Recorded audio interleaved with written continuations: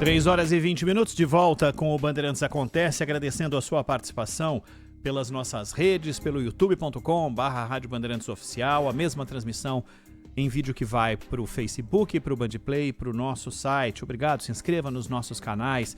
Falamos para mais de 3.300.000 pessoas inscritas nas nossas redes.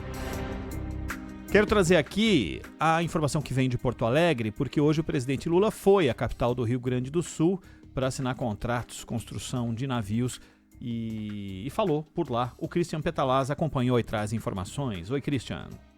Boa tarde, Ronald, Zaidan. E 4 novas embarcações do tipo Rende serão construídas e devem ser usadas no transporte de derivados de petróleo na costa brasileira através do estaleiro de Rio Grande, na região sul do Rio Grande do Sul.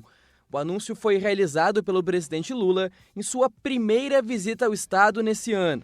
Os investimentos ficam na casa de 1 bilhão e 600 milhões de reais, gerando mais de 1.500 empregos diretos e quase 10 mil indiretos para todo o setor na região sul aqui do Rio Grande do Sul. De acordo com o próprio presidente Lula, a indústria naval é importantíssima para a economia do país.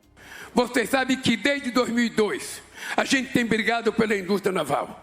Esse país tem 8 mil quilômetros de costa marítima. Esse país jamais poderia ter prescindido de uma indústria de cabotagem. Jamais. Jamais. Porque o que é ideal para um país como o Brasil é você o sistema de transporte, sabe, que você usa trem, que você utiliza navio, que você utiliza, caminhão. Um caminhão não precisa andar, 2.000 quilômetros com carro em cima, ele pode andar 300 quilômetros. Já o governador em exercício do Rio Grande do Sul, Gabriel Souza, relembra das ações da Portos RS para manter o estaleiro em dia e salienta a geração de empregos depois da assinatura desse contrato. Durante esse período de ausência de contratos aqui do estaleiro, nós tivemos alguns contratos com a Portos RS que ajudaram na manutenção mínima aqui desse estaleiro para que ele pudesse hoje ainda estar ativo em condições de poder assinar esses outros contratos com a Petrobras. E tenho certeza, é apenas o início de uma série de outros contratos que ainda chegarão no estaleiro aqui de Rio Grande e que com isso nós teremos ainda geração de ainda mais empregos. O contrato assinado pelo governo federal faz parte do programa de ampliação da frota da Petrobras e Transpetro. Ao todo devem ser investidos cerca de 23 bilhões de reais para a construção e contratação de 44 embarcações para funcionalidades diversas, desde apoio marítimo até transporte de materiais por toda a costa brasileira. É com vocês no estúdio.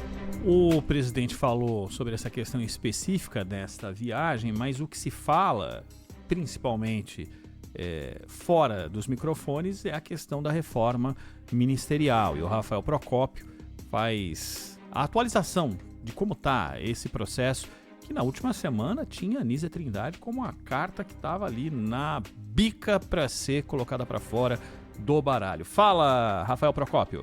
O presidente Lula deve efetivar mais uma troca nos ministérios nos próximos dias. Como já era ventilado há algum tempo, Nízia Trindade deve sair do comando do Ministério da Saúde. Essa pasta é uma das visadas pelo chamado Centrão. No entanto, o controle do ministério deve ficar com o partido do presidente da República. Isso porque Alexandre Padilha, hoje ministro de Relações Institucionais, deve voltar ao Ministério da Saúde.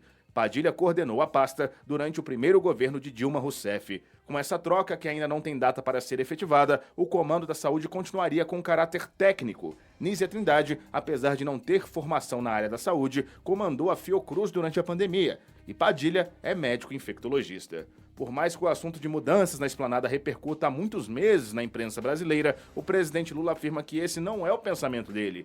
O chefe do executivo garante que a ideia das trocas não parte de pressão externa, e sim das vontades dele. Mudar ou não mudar o governo é uma coisa que pertence muito intimamente ao presidente da República. Eu estou contente com o meu governo, acho que todo mundo cumpriu à risca o que era para fazer, e ao longo do tempo, que não precisa ser um meio do ano, pode ser no meio do ano, pode ser no final do ano, um presidente vai mudando pessoas na medida em que ele entende que deva mudar as pessoas. Não faz parte do meu discurso, nunca nenhum jornalista ouviu eu dizer que eu vou fazer reforma de governo ministerial. Nunca. Essa palavra não existe na minha boca. Não existe porque eu mudo quando eu quiser. Da mesma forma que eu convidei quem eu queria, eu tiro o que eu quiser, na hora que eu quiser. É simples assim. O fato é que as modificações do governo devem continuar. Entre os cotados para assumir vagas na esplanada está o nome da deputada federal e presidente do PT, Gleisi Hoffmann. ela pode assumir a Secretaria-Geral da Presidência, hoje sob o comando de Márcio Macedo.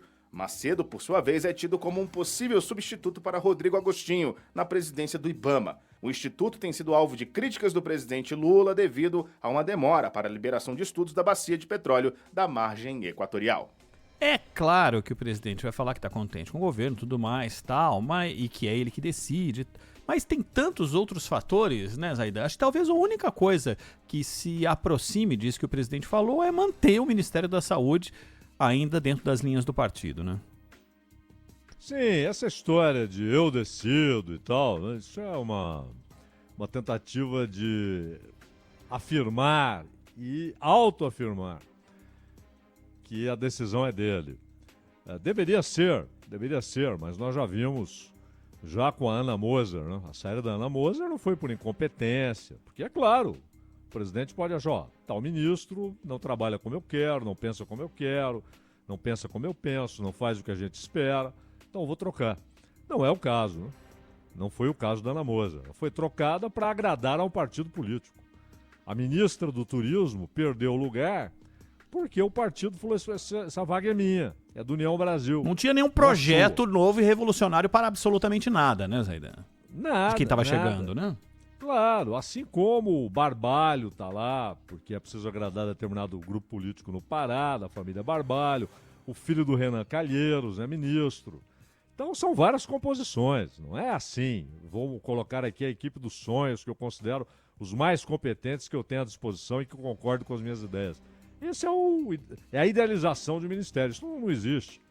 E agora, mais uma vez, o governo está tentando agradar ao Alcolumbre o máximo possível, inclusive na questão da produção de petróleo ali na Bacia Amazônica, os efeitos disso no Amapá, estado do Alcolumbre. O Lula, desde que o Alcolumbre reclamou do IBAMA, o Lula tornou isso um cavalo de batalha, fala disso dia e noite, fez uma cobrança indelicada ao IBAMA, e ao mesmo tempo, o que a gente vê aqui, o Padilha é o candidato para a vaga do Fernando Haddad. O Rui Costa queria outro nome. O Padilha é apoiado pelo Fernando Haddad, porque havia uma disputa pelo lugar da Anísia. Tudo indica que o Padilha será o escolhido. Agora, ao mesmo tempo, isso abre o Ministério das Relações Institucionais para trazer alguém do Centrão, que faria o papel de intermediário nas negociações intermináveis, diuturnas entre Executivo, não é nem Executivo e Congresso, é entre Executivo e Centrão.